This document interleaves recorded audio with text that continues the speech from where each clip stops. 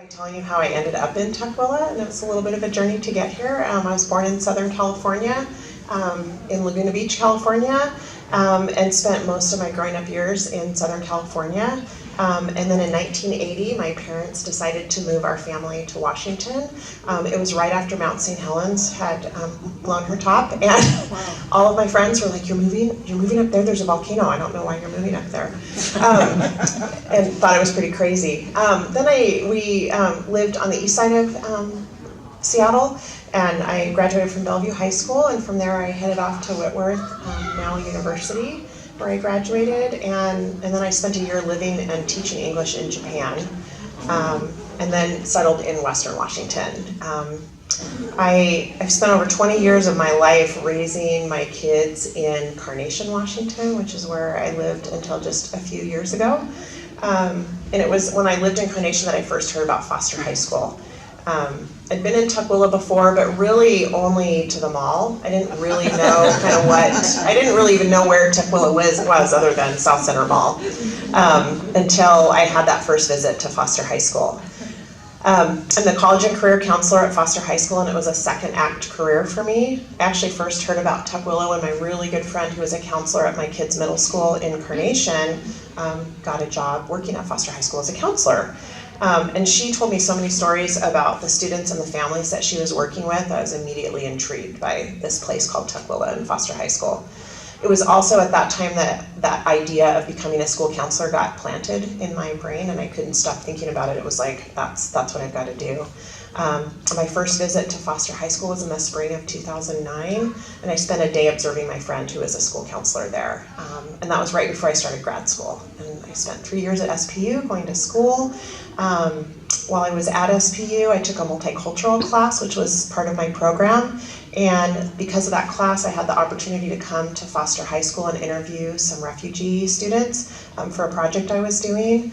And I got hooked. Like, there was something about interacting with those students and hearing their stories and them just opening themselves up to me in the way that they did, that I made a commitment at the end of that class that I'm either going to get a job at Foster High School or I'm going to find a school that's like Foster, because that's where I need to be. I just felt this really strong pull there. I came back to Foster later that year and did a formal observation as part of my program, and then was able to do my practicum work at Foster. I started at another school. I just wasn't having an experience that felt like where I needed to be, and so I connected with a different counselor that wasn't my good friend, and got to do my practicum work there.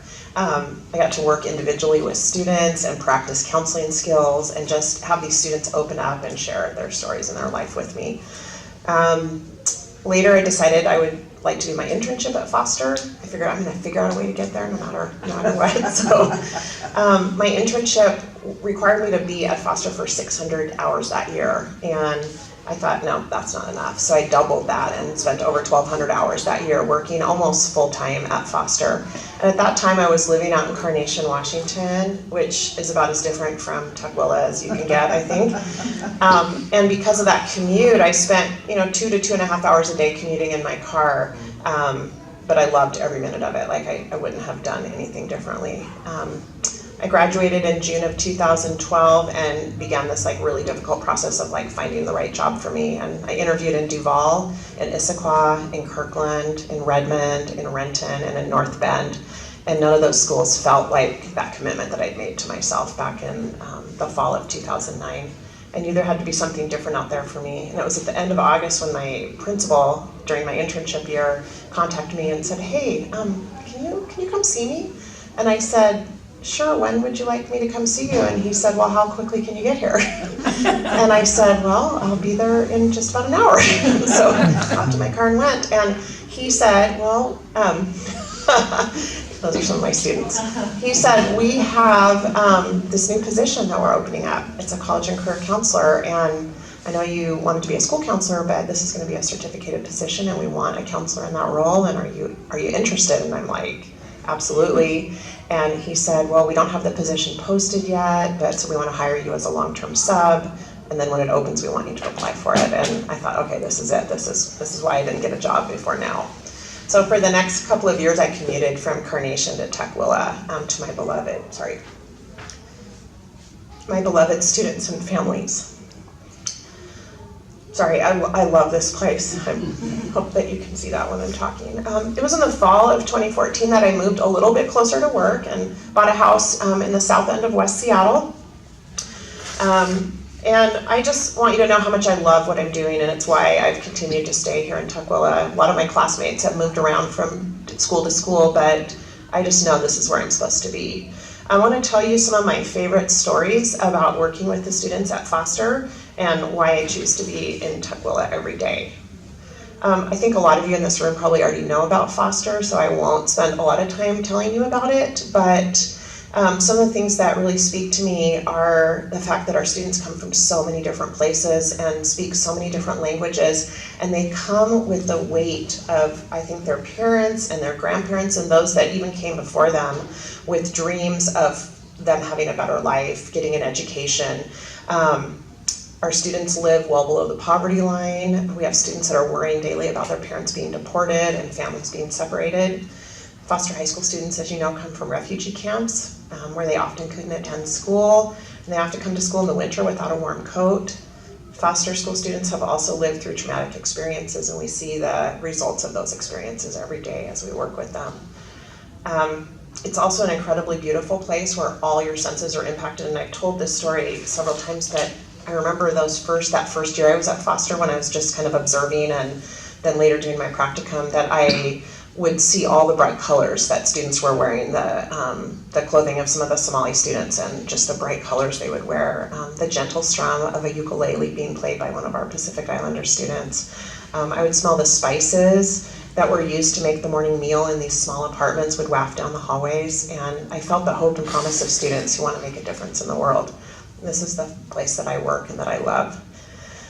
I want to share with you just some of the work that I do with students and what keeps me coming back every day to this job.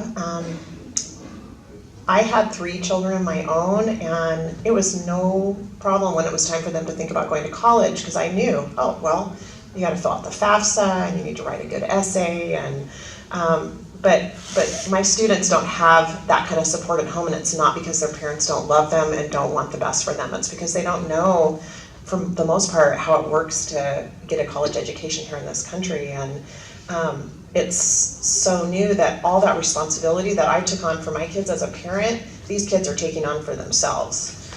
We provide events through my job where students can work with mentors and other volunteers to even just complete a college application. We have colleges come on campus all the time. And there's been times when my office I have a tiny little office, and that's going to change with the new building or the construction on the improvements at Foster High School, but it's about half the size of this room, and I share it with a couple other people. And we had a college representative come in to talk to students, and the students were so excited to hear this person that there was no, students were sitting on the floor, students were out in the hallway just to hear this. And I think it's because they want those opportunities, and so they take every chance that they get. Some of our students are lucky and get to go on field trips to college campuses. If they're in AVID, which is a program we have at Foster, they get to go on lots of field trips. Other times they may just get a trip to the University of Washington as part of a yearly trip we take with our juniors. But I've had the opportunity to take 2 groups of students over the mountains to Eastern Washington. And the first time we did that trip, we got to a rest area just between Moses Lake and Spokane. And we were getting off the bus, and the students were grabbing their cell phones and running out to take pictures. And I'm like, what are they taking pictures of? And what I learned is they were taking pictures of the sun setting on the horizon. That some of them, that was the first time they'd ever seen that, because they've lived in urban areas where you don't always get to see the sun hitting the horizon. This last winter, we took a group of students over to Eastern again, and we got stuck in a pretty bad snowstorm on the pass, and so that was another adventure. And it was interesting to hear students really reflect on, do I want to be this far away from home when there's going to be snow maybe between me and my family?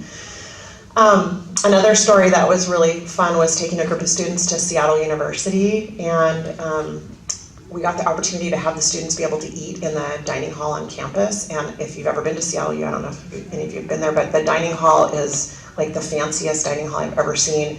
And there's so many choices that our students were so overwhelmed. They were like, it took them 30 minutes to all get their lunches because they didn't know how to order a burger, and they were like, Miss Standard, what's hemp and what's veganese, and those were all choices for the burgers they were ordering, and they didn't have a clue how to do that, and so that was kind of a funny story from some of those college trips. Another thing is students need to take college admissions tests to go to college, and when I first started at Foster, kids would come see me and I'd try to get them signed up for a Saturday test, and those tests were often offered at Foster to make it easier, but during my time there we started offering school day SATs, and so that's been a really cool thing to see those barriers lifted for students, and I'm really proud of the work that we're doing to get every student at our school, every junior and every senior gets to take that test twice. Financial aid is another thing. In fact, I had 3 students today finally complete their FAFSA, which opened in October, and but it's quite an arduous process trying to help these students, and I find myself like researching things online, like looking up things for the IRS because they need information that students don't know how to access, and I'm not even sure how to access it because I'm not a tax expert, I'm not an IRS expert. But we do provide events for our students each year for them to come with their families, with a meal, with interpreters, to have them be able to get through that process. And I remember just even this last year I did the FAFSA. I did it for my 3 kids. I would just do it for them because it was so easy. I would just get on there and whip through it. And I realized how different it is for my students. In fact, I spent probably an hour with a former student today whose mom doesn't speak English. There's a process of filling out an application for the signature, which is called an FSA ID now, and she did not have access to the email that she'd used anymore. She couldn't remember her password, and we had to work with them to try to figure out a way to help this student get his FAFSA processed, and so that was kind of an adventure.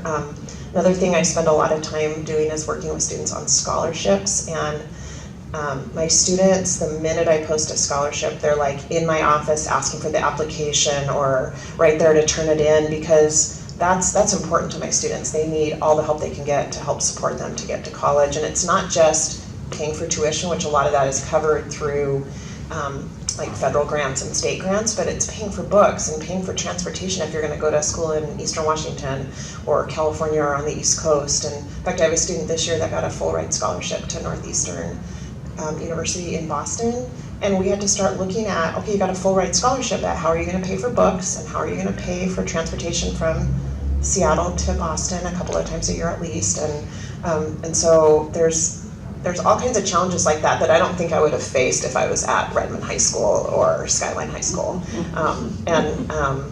Finally, the thing I want to mention is just our focus on careers and all that we're doing to try to help our students really think about the variety of careers that are out there for them. And we've worked really hard over the last 5 years. I have a partnership with Nate Robinson at the City of Tukwila, and we put on a career day every year. And I think Armin and Ari, you've been a part of that. And one year we survey our students earlier in the year, and we have them do a career interest inventory. And based on what they put in that, we look at the results. We saw that we had a lot of students really interested in the arts, and so that year we were able to recruit guest speakers from the Fifth Avenue Theater and the Seattle Recording Arts and the Seattle Art Museum. In addition, we always have a large interest in STEM fields, and we had a group of medical students from the University of Washington come and do a Doctor for a Day workshop with our kids. And I had a student come to me at the career fair afterwards, and he's like, Miss Standard, it was so cool. I got to see a dead body, or I got to touch a dead body. And I was like, oh my gosh, they did not talk to me about bringing cadavers to my career day, and what am I going to tell my principal, and how am I going to explain this to parents? And then I realized that, well, they had seen like a lung, or they had seen a heart, like individually, these things. So I was like, okay, great. So one of the things that's really been cool as the career day has continued to grow over the years is that we've started encouraging students to bring resumes, and we've got people there that have jobs for our students, and so it's really been cool to watch my students as they ponder their future careers and what they might do. I just want to end with telling you, if you don't already know this, that Foster High School is an amazing place. I feel grateful every day when I pull into the parking lot. My students are culturally diverse with amazing stories and even more amazing hearts. I hope that you could catch a glimpse of the work that is happening there just by some of the stories that I shared and the ways that college and career access really is provided for all of our students. But most importantly, I hope that you can see my love for this community, the families and the students, and why I choose every day to come to Tukwila and work here.